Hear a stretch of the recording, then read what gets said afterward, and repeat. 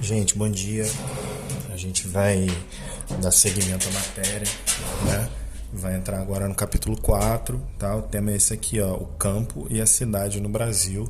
E a gente vai ver um pouco dessa dinâmica entre o campo e a cidade, né? Essa questão assim das diferenças, a integração que existe entre o campo e a cidade, tá? O que sai do campo vai para a cidade, o que sai da cidade vai para o campo, tá bom? Então, vamos começar, olha só. As atividades envolvidas no espaço rural e no espaço urbano brasileiro auxiliam o crescimento e desenvolvimento do país. Esses espaços estabelecem relações de interdependência que os tornam interligados. Nesse capítulo vamos estudar as principais características dessa interdependência, assim como os contrastes e os problemas ambientais do campo e da cidade, tá? Vamos lá.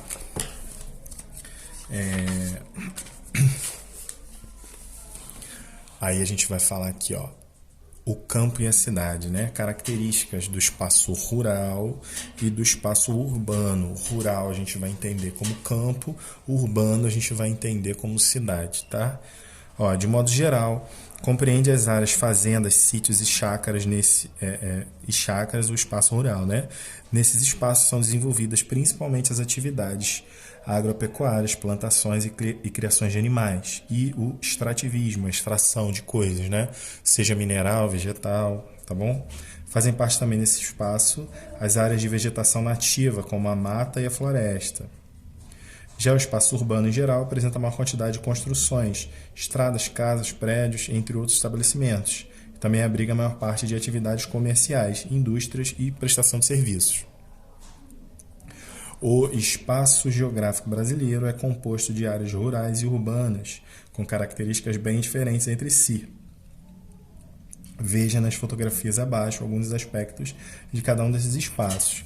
Então, primeiro você tem aqui um sítio, né, uma fazenda, aqui animais, floresta, mato, uma casa de campo tradicional, né? E aqui do lado você tem uma cidade tradicional, prédios, muita área cimentada, né, asfaltada, tá bom? Não tem a presença de muitas árvores, né, de uma floresta, você não tem isso, tá bom? Aqui, ó, embora os espaços rural e urbano no Brasil apresentem características bem distintas, as atividades econômicas feitas no campo e na cidade estão interligadas, lógico, né? A cidade depende do que é produzido no campo, então marquem isso aqui, gente. Ó, a cidade depende do que é produzido no campo e o campo, por sua vez, depende do que é produzido na cidade, tá bom? Então, na cidade a gente come legume, a gente come fruta, a gente come os animais, não é verdade? Isso aí é produzido no campo, tá? E no campo, por sua vez, a gente precisa de aparelhos elétricos, máquinas, esse tipo de desenvolvimento, até sementes, né, que é desenvolvido normalmente numa universidade ou num lugar de pesquisa que normalmente está na cidade. Então a gente tem sempre essa troca aí, tá bom? Nas, nas áreas rurais são produzidos alimentos para a população que vive nas cidades, assim como matéria-prima para a indústria. Produtos industrializados originários nas cidades, como defensivos agrícolas, colheitadeiras e tratores, são necessários no campo, assim como os serviços prestados por bancos e hospitais, geralmente sediados nas áreas urbanas, tá? Então, ó, a gente começa a falar aqui um pouco sobre o espaço rural. O espaço rural. A agropecuária constitui uma atividade econômica muito importante no Brasil. Ela ocupava em 2015 cerca de 276 milhões de hectares de território brasileiro, segundo dados da Organização das Nações Unidas, né, para a Alimentação e a Agricultura. A seguir, vamos estudar o desenvolvimento das atividades de agropecuária e seus desdobramentos na distribuição de terras. Aí aqui a gente tem um esqueminha de um gráfico, ó, um gráfico em pizza, né? Falando aqui, ó, sobre o Brasil. Uso da terra no espaço rural em 2015. Tá? Então, 493 milhões de hectares não podem ser utilizados porque pertencem a reservas, porque são áreas improdutivas, porque, enfim, não podem, né? Podem ser reservas indígenas, reservas de preservação de animais, tá bom? Então, essa parte aqui toda não pode, ó. Essa aqui, ó, 196 milhões de hectares estão destinados à pecuária, criação de animais, tá bom? 80 milhões de hectares destinados à lavoura e 60 milhões de hectares ainda podem ser utilizados. Isso no espaço todo brasileiro, tá bom, gente? Nos últimos tempos, né, nas últimas 4, 5 décadas aí, nos últimos 50 anos, a gente vem passando por um processo de modernização, tá? Então, ó, a modernização do campo brasileiro. Isso aqui é a chamada do ano passado. Até meados do século XX, tá? A agropecuária se desenvolvia no Brasil por meio de meios tradicionais de produção, isso é, pelas práticas de queimada da vegetação nativa para abertura de terrenos, pela utilização de arados de tração de animal para a preparação do solo e a utilização reduzida de fertilizantes e adubos e maquinários. A partir da década de 1970, a prática da agropecuária moderna passou a ganhar espaço no campo brasileiro, utilizando recursos com tecnologia mais avançada na agricultura, como adubos, fertilizantes, sementes selecionadas, máquinas e implementos agrícolas. E na pecuária, com a introdução de técnicas avançadas de criação de animais, como o uso de medicamentos e melhoramentos genéticos, vacina, rações enriquecidas de vitaminas, né? A questão da fecundação in vitro também é uma parada muito utilizada, melhoramento de óvulos, né? A questão da genética também, tá? No Brasil, as técnicas modernas de produção agrícola, em geral, são empregadas nas grandes propriedades monocultoras de gêneros agrícolas comercializados para o exterior, como cana-de-açúcar, soja, trigo, café e laranja. Ok? Vamos lá. Ó, contrastes no campo brasileiro. Então, no espaço rural e de nosso país existem pequenas propriedades, tá? Tem um tamanho certo para ser considerado uma pequena propriedade, com cultivos desenvolvidos por mão de obra familiar. Nela, a produção destina-se ao sustento da família do agricultor e também a comercialização. Boa parte dessa produção é responsável pela alimentação dos brasileiros. Aqui, ó, 70% da merenda escolar vem desses pequenos agricultores, tá? Aqui em Barra de São João mesmo, no dia de sábado, né? Não sei se na situação que a gente está ainda está acontecendo, mas normalmente a gente tem uma feira na praça que ela é feita a partir dos pequenos agricultores aqui da região, tá bom? Ó, os produtos variam de carne, né? Esse tipo de carne, leite, verduras, legumes, frutas, doce, polpa de fruta, biscoito e macarrão. Tá bom? Existem também as grandes propriedades rurais, ocupadas com maquinários sofisticados e técnicas modernas de produção. Em geral, são propriedades voltadas para a produção de gêneros destinados ao abastecimento das indústrias e ao comércio externo. Grandes propriedades, normalmente, se voltam para o comércio externo, o comércio de importação.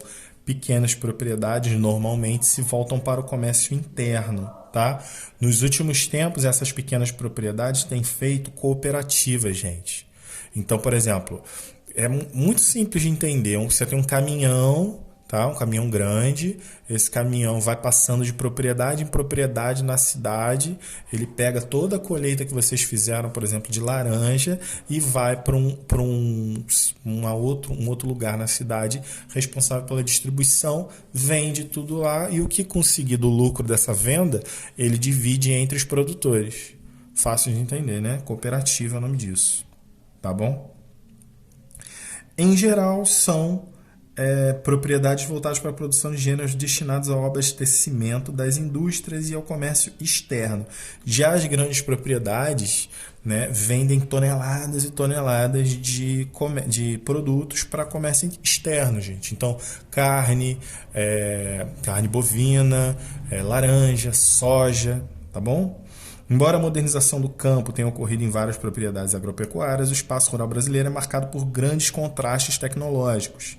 Enquanto nós temos o seu João aqui, não sei o nome desse senhor, né, carregando aqui, pedindo ajuda para o burrinho dele, né, nós temos um trabalho informatizado, um trabalho em larga escala com tratores, semeadeiras, né?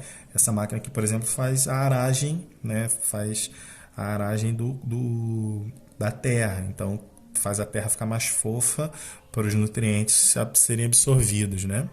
Então tá clara essa diferença, né? As pequenas propriedades com trabalho ainda muito manual e as grandes propriedades já com trabalho informatizado, muito mais produtivo.